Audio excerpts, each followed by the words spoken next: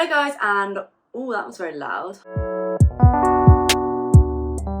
Hello guys, and welcome back to my channel. My name is Abby, and if you're new here, I make productivity and corporate lifestyle videos. In today's video, we are going to look at my spending in a month as a corporate management consultant in London. So I've made this video once before when I first moved to London, and that was to really see how expensive London really was, whether it's expensive as we thought it would be. And once totaling everything up, it was actually a lot cheaper than I thought it would be. But I did mention that I was living in a much cheaper area and I just wasn't doing as much. And I did say that there's a likelihood as time goes on, I am moving more central, which is where I am now. It is likely that I'm going to start spending a little bit more money, doing more things, seeing more people, and I thought let's revisit and see how much I am spending now, what I'm spending my money on, things that I think are important, general costs of living, so things like rent, travel costs, like to get to work, food costs. And what I find super interesting about these videos is kind of like what people prioritize, like what people spend their money on and why they think that's important, because like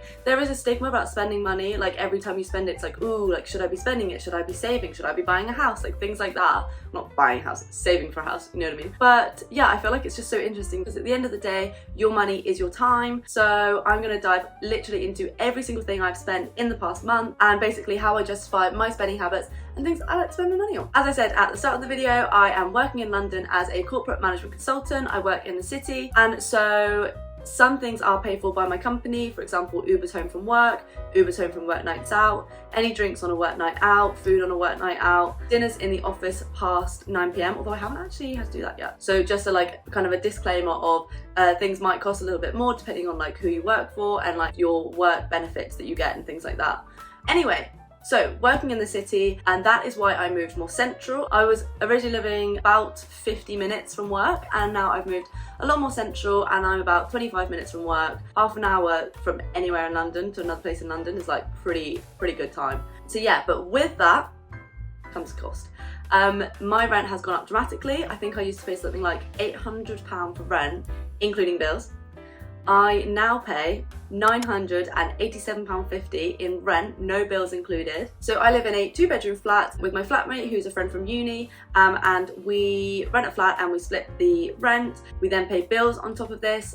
We don't actually pay much gas because we don't ever put the heating on. Our flat is so hot all the time. It's like a radiator all the time. Like it gets too hot in here. Not a bad thing, but yeah, we just never need the heating at all. And obviously it is coming to summer anyway. So gas and electric together is £30 a month, roughly, give or take. We then pay £12 each for Wi-Fi and £65 each on council tax. So that comes to £107 for bills in the month. So to live where I live now, more central, I pay roughly about 1.1k for bills and rent together. This is a lot more expensive, but being able to get to work so quickly and so easily is such a luxury. Like it's so nice. It makes the workday feel so much shorter and less stressful. And same with like shopping. If I want to pop to Oxford Street, it's no stress. Okay, so next thing that kind of comes under living is travel. So obviously I need to get to work. I used to pay, when I lived a bit further out, more per day on the tube. I think I paid like £8-9 on the tube. Now I only pay £5.50 for the tube to and from work, which still isn't cheap, but it's cheaper. And then obviously like tubes just around London if I go shopping or something like that. So overall I spent £91.20 on the tube this month, which is pretty much what I predicted. I go to work about 3 to 4 days a week and then work from home the other days. I also bought a train ticket to go and see my boyfriend, and that was £41. However, there were train delays, so I actually got £16.60 back, which means the train ticket ended up just costing me £24.70. I also do not have a car. I sold my car before I moved to London, so I don't pay any car insurance, any petrol, or any maintenance fees for any sort of vehicle, which is really great. I feel like that really like makes the travel cost feel like nothing, because I would probably spend all of that on a car anyway if I didn't live in London. So overall on travel costs, I've spent £115.90. Okay, next thing I need to live is obviously food. So I have been really bad with my food shops this month. When I first moved to London, I was on it with the weekly food shop, big shop, meal prep, all of that. I have been really bad at doing little shops whenever I've like run out of things like milk or like bread and just popping to the shop and getting small bits, which probably means I've spent a little bit more than I need to, but I don't feel like the difference is huge, so not too stressed about that, just have acknowledged it, and maybe we'll try to make a bit more of a conscious effort this month to do big food shops. But overall on food shops I have spent £126.05. That sounds really low, but it's because I've eaten out quite a lot this month. So let's look at food out and takeaways and things like that, like lunches at work. This I have spent quite a lot of money on. As I said, I've been buying a lot more lunch at work, which is really expensive. Like obviously you're in like central London, so any kind of meal is like £6 to £8 for a lunch, which is like crazy. When I got to London I was like, whoa, we're all spending £8 on lunch? Like what are we doing? But it actually really, sometimes it's a necessity when you're having a stressful day at work. You're like, I need a really yummy something. But yeah, I have spent £136.09 on meals out / takeaway / lunch at work, which actually it isn't that much, but it's just the fact that I know that's all lunch at work that could have been avoided. But it doesn't matter. As I said, didn't meal prep this month, was very busy this month. Not stressed. Next thing that I also spend money on, and I've actually put this in a whole separate category because I wanted to see how much I spend, is coffee. Now I'm really good at work. I don't buy much coffee because we get coffee in the office and it's really tempting to go downstairs and treat yourself to something like fancy from little coffee shops, but I'm really good at not doing that. But coffees that I have bought, now I take coffee as a massive luxury. Like I'll either be working, I'll be in a cafe working, I'll be in a cafe either like editing YouTube videos, planning YouTube videos, or I'll be doing just like life admin, other bits of work. So in this respect, every time I buy a coffee to do that, it's kind of like an investment in my time, like my productivity, my enjoyment in that experience, which makes me like want to do it more. Other times I'll buy a coffee will be like kind of on a way to a day out. If I'm going shopping, I'll get one for the way. And it's just like a lovely way to just kind of like grab a nice coffee, start your day. All good vibes. I used to only get flat whites, whereas now I'm kind of like, you know, gonna give myself like coffee luxuries. So I get like iced coffees, I get syrups in my coffees, I get whatever I fancy. It's such a lovely part of my day. It's so dramatic of me. Yeah, but saying all that, I'm acting like I've spent so much money on coffee, which I thought I would have. Bearing in mind I will spend about £4 every time I get one. But I've only spent £22.45 on coffees, which I literally think is such a fantastic investment. Okay, next one is nights out. So as I mentioned at the start of the video, if I go on a night out with work or after work as a work event, I don't pay for the drinks. And most of the times I've gone out this month have been in that scenario with work, so I only spent £23. Okay, next thing that I pay for every month are my subscriptions. I don't actually spend very much on these because I'm really good at just joining other people's. So I don't, like, I have lots of subscriptions, but I don't think any of them are actually mine. But I do pay for the gym. I pay £25 a month, which is half the price that it should be because I get half price with my health insurance that I get from work. The other thing I pay for, which I recently got, is Apple Care, and that's £12.50 a month, which is a lot. However, I need my phone for a lot of things. So first of all, my YouTube videos, I film them on my phone. I use my phone obviously every single day. It's how I communicate to everybody. If I lost my phone, I think it would be just a really stressful experience, and if I had to fork out and buy a brand new one, that would be a really kind of like not a good day. So I thought, do you know what, for the sake of if that ever happened, and obviously London's like a busy city, like things happen, like things do get stolen. If that happened, I would rather know that I've got it insured than kind of have a breakdown and be like, oh my gosh, I have to buy a new phone. So yeah, I'm fine with that expense. Okay, next spend, birthday presents. There's been a few birthdays where I've bought people presents, and so that came to £73.60. I think buying presents for people on their birthday is obviously kind of like a necessary thing to do, like it's a nice thing to do, especially to people you care about, so that's all good stuff. Next one is beauty treatments. Now I've only spent £40 on this because I got my nails done, and obviously they look beautiful. I get builder gel on my nails and I just love it. Like I look so much more professional and put together when I've got my nails done. Like if I'm like meeting clients or even just sat in the office, I feel just a lot more confident in myself and like speaking to people when I know that my nails are cute.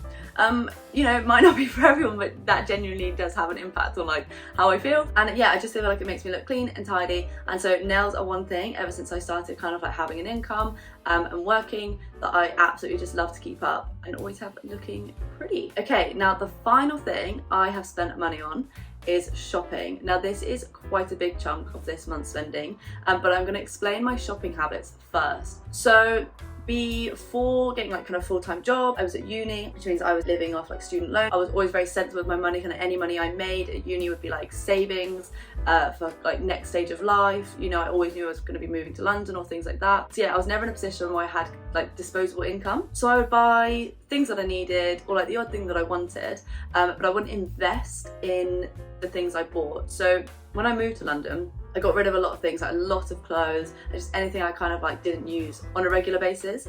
And in doing that, I realized that so much of the stuff I owned had like really low value, and most of it kind of just went straight to a charity shop or in the bin. It had no value to be sold on or anything. I'm also on a kind of mission to shop more sustainably, whether that's kind of sustainable clothing items or just investment shopping where I buy pieces that I know are going to last me years and that I'm not going to be throwing out anytime soon. So with this in mind, every time I purchase something, I try to make sure it's kind of an investment item. It could be sold on if I didn't want it anymore, and it's of a good quality that it means it won't break and I won't have to replace it in the next few months. Now, completely appreciate what I'm saying here is a complete privilege if you can invest in something that costs more to last you longer, and this is why I'm trying to pace myself and spend my money slowly so that I can invest in these things, because like I couldn't in 1 month go and buy all of these like expensive items that I'm going to invest in and last me forever. I don't have the money for that. So to create these spending habits, I have like a massive list of things that I want, that I've like really thought about, and kind of like I've had them on my list for a long time, that I know that I do genuinely want them. I've still not changed my mind, and each month I will buy a couple of these items. So I can't buy them all, obviously, as I said, that would be like crazy expensive, but I'll buy like a couple of these items so that hopefully in a year's, 2 years, 3 years time, I will start to have like things that are worth more. They could be sold on, they could be worn for years and years and years. And I'm also trying to build a capsule wardrobe, so not just buying like random items of clothing that won't match together, trying to buy less clothing that I can wear more times. Anyway, enough of the rambling. So what did I buy? First of all, random purchase from Amazon. I bought an adapter. That was £23.27. I then paid £4.70 for a return because I shopped from a small brand and they didn't offer free returns, which is fine. I then did actually buy some more cheap jewellery, which I've just, you know, said I wouldn't do again. But this shop that I bought it from, it's handmade jewellery, and the things I bought from there before haven't gone silver or haven't changed appearance in any way, and are actually, I feel like they're at a good quality. So I lost some earrings from there that I bought, and I also wanted a ring from there, so I rebought the earrings and bought the ring that I wanted. And again, I've wanted this ring for a couple of months. It wasn't a purchase on a whim, but yeah, that only came to £31 for those two things. The shop is called E&E in London. It's a handmade jewellery shop, but I find the quality of their things quite good, so I was happy to buy those. Next thing I bought, so I've always used drugstore foundations because, like I said, I didn't really have a disposable income, so I would just buy kind of like the cheapest thing that would work. But my foundation hasn't been foundationing recently, and I see all over TikTok all the time the Charlotte Tilbury foundation is meant to be amazing. So I bit the bullet, went to the shop, and I bought the foundation and the primer, and honestly it's made a world of difference to my makeup routine. Like, the colour match is incredible, the look on the skin is incredible. Like, you know, I'm not advertising it, but I made a good decision in buying that. So that was £66.15. Okay, next thing I bought was this desk chair. I want my desk to be a place that I want to sit at, I want to work at, and I want to be at.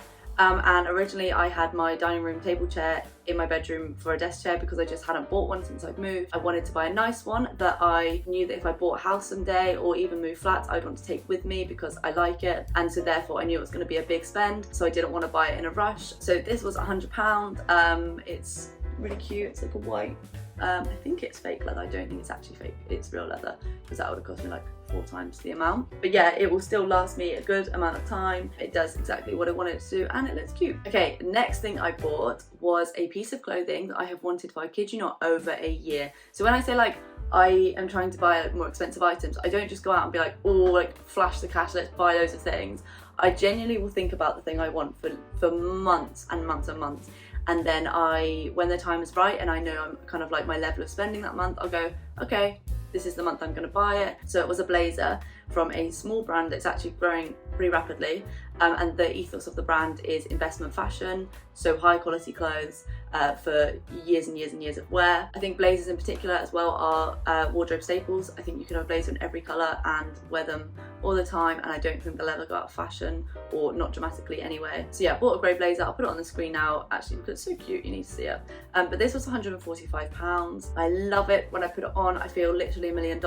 I feel like it looks so nice, and yeah, it makes me feel all happy. I wear it to work, work and I feel all productive because I feel confident in the way I look. And then the final thing I bought, again, I have been wanting to buy these for, again, I think a year, at least a year, probably more.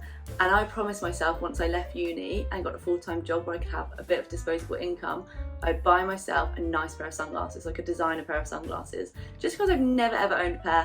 And I thought, do you know what? This year is going to be the year I get some. And so I bought some designer sunglasses that came to £237. They were meant to be more, but I actually had a discount in the sunglasses shop, so that was a win. Promised myself I'd buy this anyway, decided this was the month because I'm going on holiday next month, so I wanted them for holiday. Yeah, I absolutely love them. When I wear them, again, feel $1 million.